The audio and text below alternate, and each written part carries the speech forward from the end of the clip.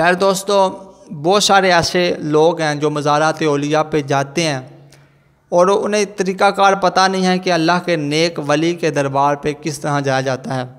اگر ہم اس طریقہ کار سے جائیں گے جو ہمیں ہمارے بزرگوں نے بتایا تو ہم پر زیادہ لطف و کرم ہوگا، ہمیں وہاں سے زیادہ فیض حاصل ہوگا۔ کیسے؟ وہ کیا طریقہ کار ہے جس طریقے سے ہم نے جانا ہے، کیونکہ ہماری بدقسمتی یہ ہے کہ ہمارے پاس اتنا وقت نہیں ہے کہ ہم کسی بھی عالم دین کے پاس بیٹھ کے ان سے پوچھیں کہ حضرت صاحب کسی اللہ کے نیک ولی کے دربار پہ جانے کا طریقہ کار کیا ہے جس سے ہمیں زیادہ لطف و کرم ملے، زیادہ فیض ملے، وہ ہماری طرف زیادہ متوجہ ہو جائیں۔ تو بسم اللہ الرحمن الرحیم۔ محترم ناظرین، السلام علیکم ورحمۃ اللہ وبرکاتہ۔ میں امید کرتا ہوں کہ آپ تمام دوست اللہ کے فضل، اس کے کرم اور اس کی رحمت کے ساتھ ٹھیک ہوں گے۔ تو پیارے دوستو، آئیے ایک مرتبہ میں اور آپ مل کر پیارے آقا صلی اللہ تعالیٰ علیہ وسلم کی پاک طیب طاہر بارگاہ میں درود پاک پڑھتے ہیں۔ صلاۃ و سلام علیکہ یا سید یا رسول اللہ وعلی آلہ و صحابہ یا سید یا حبیب اللہ، صلاۃ و سلام علیکہ یا نبی اللہ وعلی آلہ و صحابہ یا نور اللہ۔ مزارات اولیاء پہ الحمدللہ میں بھی جاتا ہوں اور آپ بھی جاتے ہیں اپنے اپنے علاقے میں یا دور دراز جہاں جہاں بھی کسی کے ساتھ کسی کی نسبت ہے، وہ اپنے اپنے مرشدخانے بھی جاتے ہیں، تو جانا بھی چاہیے الحمدللہ۔ یہ مستحب عمل ہے، اچھا عمل ہے، کیونکہ داتا صاحب رحمۃ اللہ تعالیٰ علیہ کے مزار پر بہت زیادہ بزرگوں نے حاضری دیا اور وہاں سے فیض حاصل کیا ہے۔ خواجہ محی الدین چشتی اجمیری رحمۃ اللہ تعالیٰ نے وہاں سے فیض حاصل کیا ہے، لال شہباز قلندر رحمۃ اللہ تعالیٰ نے وہاں سے فیض حاصل کیا ہے۔ اسی طرح بہت سارے بزرگوں کے واقعات ملتے ہیں جہاں سے انہوں نے فیض حاصل کیے ہیں، ٹھیک ہے۔ بزرگان دین رحمۃ اللہ تعالیٰ کے مزار پر جب بھی جائیں تو اس طرح جائیں جیسے میں بتاؤں گا، کیونکہ ہمیں اعلیٰ حضرت نے بتا دیا ہے کہ آپ نے اللہ کے ولی کے مزار پر اس طرح جائیں گے تو آپ پر زیادہ لطف و کرم ہوگا، آپ کو زیادہ فیض ملے گا۔ تو آپ نے سب سے پہلے یہ بات میری یاد رکھیں کہ آپ کسی بھی اللہ کے نیک ولی کے مزار پر جاتے ہیں نا، قبر کو سجدہ تعظیمی کرنا حرام ہے، ٹھیک ہے، تعظیمی سجدہ کرنا حرام ہے۔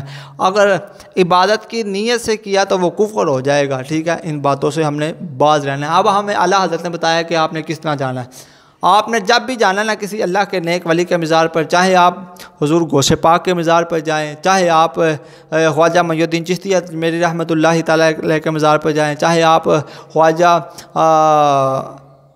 بہاء الحق زکریا ملتانی رحمۃ اللہ تعالیٰ علیہ کے مزار پر جائیں، چاہے آپ بابا فرید الدین گنج شکر رحمۃ اللہ تعالیٰ علیہ کے مزار پر جائیں، چاہے آپ داتا صاحب رحمۃ اللہ تعالیٰ علیہ کے مزار پر جائیں، چاہے آپ پیر مہر علی شاہ صاحب رحمۃ اللہ تعالیٰ علیہ کے مزار پر جائیں، کسی بھی اللہ کے نیک ولی کے مزار پر آپ جاتے ہیں تو آپ نے کس طرح جانا ہے؟ کوئی بھی بندہ ہے، آپ نے سب سے پہلے اپنے گھر سے وضو کرنا ہے۔ وضو کرنے کے بعد آپ نے اگر مقروء ٹائم نہیں ہے تو آپ نے 2 رکعت نفل پڑھنے ہیں، ٹھیک ہے۔ نفل پڑھنے کے بعد آپ نے اشارے ثواب کر دینا ہے ان کی بارگاہ میں، ٹھیک ہے۔ تو پھر آپ نے جب اپنے گھر سے جانا ہے تو آپ نے فضول گفتگو نہیں کرنی، آپ اللہ کے ذکر میں مشغول ہو جائیں، اللہ کے ذکر میں مصروف ہو جائیں۔ جب آپ اللہ کے نیک ولی کے مزار پر داخل ہو جائیں تو آپ قدموں سے ہوتے ہوئے، قدموں سے، ٹھیک ہے، پیروں سے ہوتے ہوئے آپ ان کے جہاں پر چہرہ ہے وہاں پر آ جائیں، ٹھیک ہے۔ وہاں پر بھی آپ کم از کم 2 سے 3 ہاتھ جو نا آپ پیچھے رہیں۔ آپ نے اللہ کے نیک فتویٰ رضویہ میں ہے کہ آپ جو ہے نا قبر کو بوسہ بھی نہ دیں اور ہاتھ بھی نہ لگائیں، ٹھیک ہے۔ ایسی بھی کوئی حکمت ہوگی جو بزرگوں نے ہمیں بتائی ہے۔ آپ کم از کم 2 سے 3 ہاتھ جو نا چہرے سے آپ دور ہو کے کھڑے ہو جائیں، پھر آپ اشارے ثواب کریں۔ اس کا وجہ یہ ہے کہ اگر آپ قدموں میں ہوں گے نا تو پھر وہ اللہ کا ولی جو نا آپ کو دیکھے گا تو آپ اپنا چہرے کی جانب ہو جائیں گے تو پھر وہ انہیں اٹھنے کی دقت نہیں ہوگی، ٹھیک ہے۔ تو آپ وہاں پر جو نا خوب اشارے ثواب کریں، پھر دعا کریں کہ یا اللہ ان نیکوں لوگوں کے صدقے اللہ میری یہ مشکل ہے، یہ حاجت ہے، اللہ پوری عطا فرما۔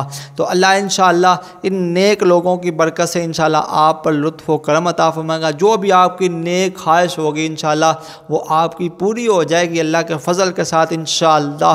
تو کہتے رہتے ہیں دعا کے واسطے بندے تیرے، کر دے پوری آرزو ہر بے کس و مجبور کی۔